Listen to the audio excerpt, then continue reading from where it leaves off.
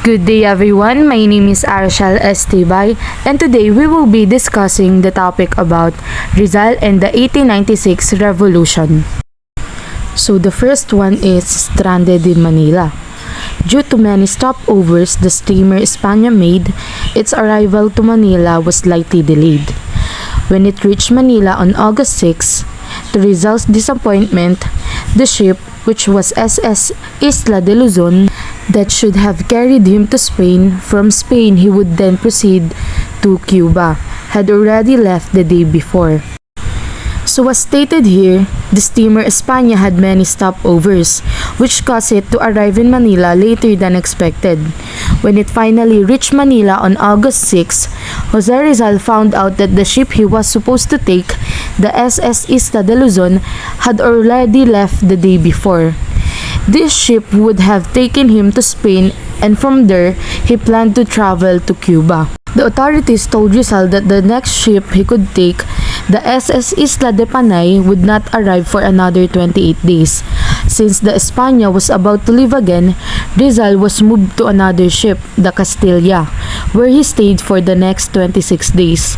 This cruiser was commanded by Enrico Santalo, who treated Rizal with courtesy. So next is emergency rescue. Right before its discovery, the Katipunan made a last effort to rescue Rizal from the cruiser Castilla. Before Rizal was discovered by the authorities, the Katipunan made a final attempt to rescue him from the ship Castilla. Emilio Jacinto, along with a few Katipuneros, disguised themselves as sailors and sneaked onto the ship using a small boat named Caridad. When they met Rizal, Jacinto revealed who they were, explained that they were armed, and urged Rizal to escape with them. However, Rizal politely declined and asked them to leave him alone, saying he knew what he was doing. Rizal had the chance to escape but chose not to. He had his own plans and wanted to stick to them. He didn't fully trust the Katipunan and wanted to be involved in a revolution only on his terms. This decision shaped his fate, leading to the events that followed. Next is the revolution. Just as Rizal was taking his time in the Manila harbor aboard the cruiser Castilla and waiting for the much anticipated Isla de Panay, the Katipunan, through the betrayal of a member, was discovered on August 19. So in simple terms, while Rizal was staying on a ship called Castilla in Manila Bay, waiting to transfer to another ship, the secret revolutionary group called the Katipunan was discovered on August 19 because one of its members betrayed them. A week later, on August 26, the leader Bonifacio and the Katipunan members declared the start of the Philippine Revolution by raising the cry of Pugad Lawin. Rizal, who was still in Manila at that time, heard about it but wasn't shocked because he had expected something like this to happen. Despite the news, Rizal stayed focused on his own plans. The next one would be the last voyage abroad. On August 30, Rizal received from Gov. Blanco a congratulatory letter and letters of recommendation.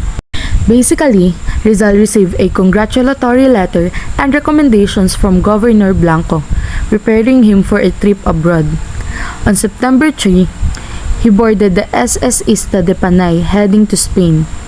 The ship stopped in Singapore where two passengers, Pedro and Periquin Rojas, escaped and urged Rizal to do the same, saying it would be safer in the English colony. However, Rizal refused because he didn't want to live as a fugitive. He was determined to stay on the ship, as he believed he had done nothing wrong and was ready to face any challenges. Next is without a doubt. The discovery of the Katipunan led to the uncovering of its secrets. Without a doubt, when the Katipunan was discovered, its secrets were exposed. Authorities conducted raids and arrested many people. They found a lot of documents in hidden places, which they studied closely. These papers showed connections between Rizal and the Katipunan. They also found pictures and copies of Rizal's books, Noli Me Tangere and El Filibusterismo. Some documents even named Rizal as the honorary president of the Katipunan. The Spanish authorities learned that the members saw Rizal as their true leader and hero. All these findings, along with letters and testimonies from arrested members, made the authorities believe that Rizal was involved in the group. Now, let's proceed to the next slide. Realizing the deep involvement of Rizal with the revolution, directly or indirectly, Archbishop of Manila Bernardino Nozaledas insisted that Jose Rizal must be placed under arrest before he reaches Cuba, and all become too late. So again, when the authorities realized that Jose Rizal might be connected to the revolution, directly or indirectly, Archbishop Bernardino Nozaledas of Manila insisted that Rizal should be arrested before he could reach Cuba. Governor Blanco was hesitant because he had promised Rizal safe travel to Cuba as a volunteer doctor. However, under pressure and after further consideration, Blanco decided that Rizal's arrest and return to the Philippines were necessary. He sent a telegram ordering Rizal's arrest on the ship. On September 30, while the ship was sailing in the Mediterranean Sea, Captain Alemany arrested Rizal. This made Rizal very angry, and he even insulted Blanco. Rizal was kept in his cabin for the rest of the trip.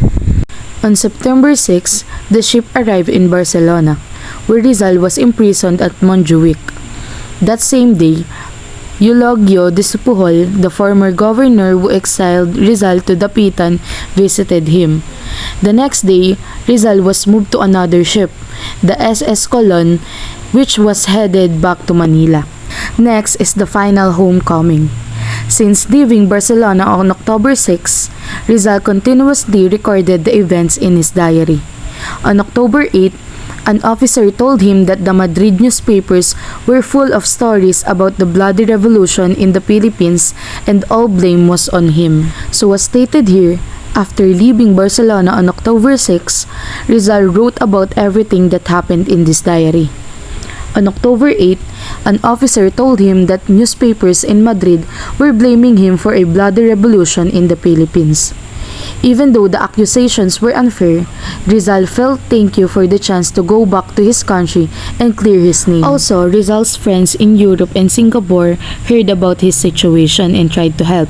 From London, Dr. Antonio and Sixto Lopez contacted an English lawyer in Singapore, Agford, to stop the Spanish ship carrying Rizal when it reached Singapore.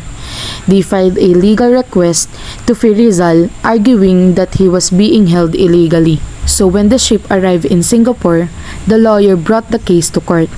However, the Chief Justice Leonel Cox rejected the request because the ship was carrying Spanish soldiers and was considered a warship.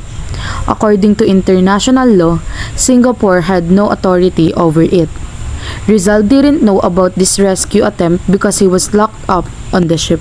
After that, the ship called Colon arrived in Manila on November 3. The Spanish people and friars were very happy because it brought more soldiers and supplies.